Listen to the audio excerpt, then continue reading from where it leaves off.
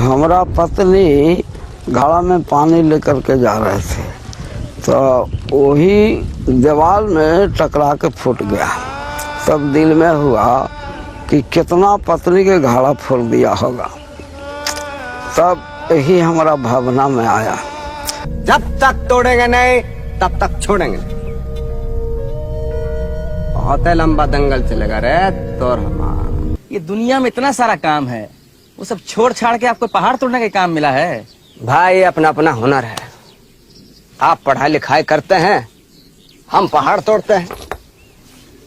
और इतना ताकत कहाँ से लाते हैं? ये प्रेम है, पहले अपने जोरों से था, अभी पहाड़ से है। अगर गाड़ी पर हमको पूछ देता है कि कैसे तोड़ दिया, हमको हाथ से, हमको सुनो गाड़ी का बनाने वाला कौन है, बना कर छोड़ दो, गाड़ी चलेगा अपने, फिर तो हाथों चलाता है। तो अपना अखबार काहे नहीं छाप देते हैं? अखबार निकालना इतना आसान काम है क्या? पहाड़ तोड़े से भी मुश्किल है का? इस असंभव काम को संभव करने के बाद क्या कहना चाहेंगे आप? हम तो ठेपा मार हैं, तो हम क्या कहेंगे भैया? कुछ तो कहिए। हम तो ये कहेंगे कि भगवान के भरोसे मत बैठिए, क्या पता भगवान हमरे भरोसे बैठा हो।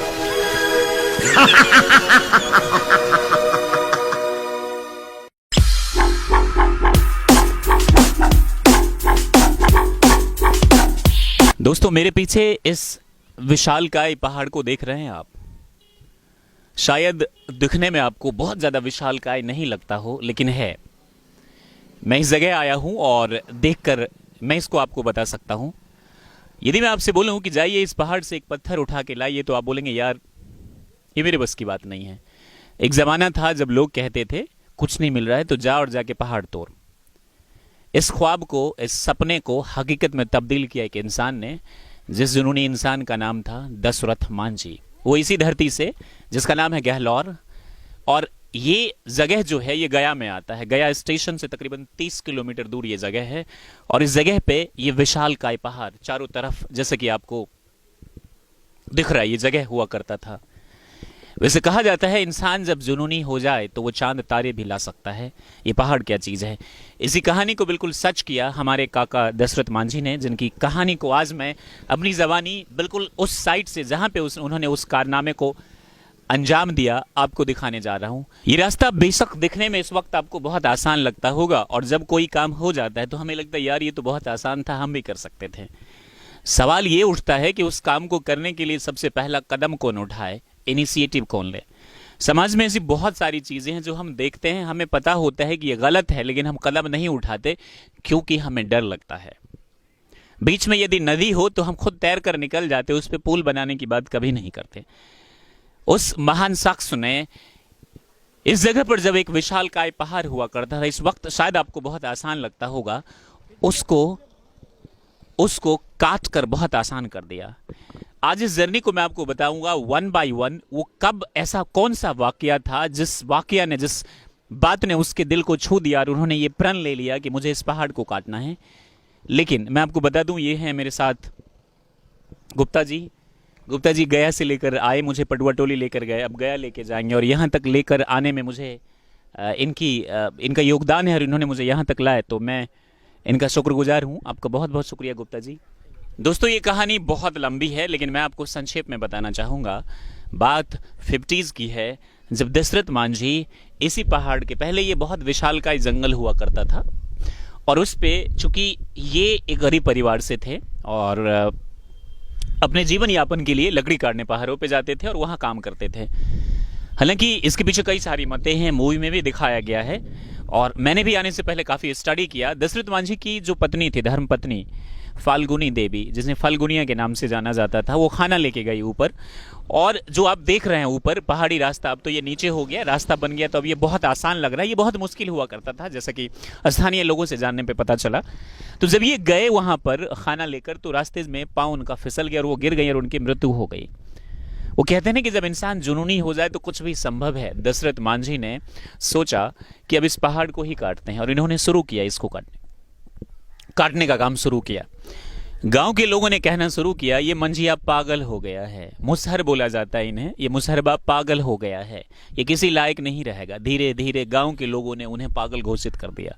उनके परिवार के लोगों ने भी, बीवी तो चली ही गई थी, लेकिन वो इंसान पूरी तरह से जुनूनी हो चुका था और उसने ठान लिया था। एक सिर्फ छेनी और हथौड़ी था उनके पास, और उसी से वो रोज काटते रहते, थोड़ा थोड़ा थोड़ा थोड़ा पहाड़ काटते रहते।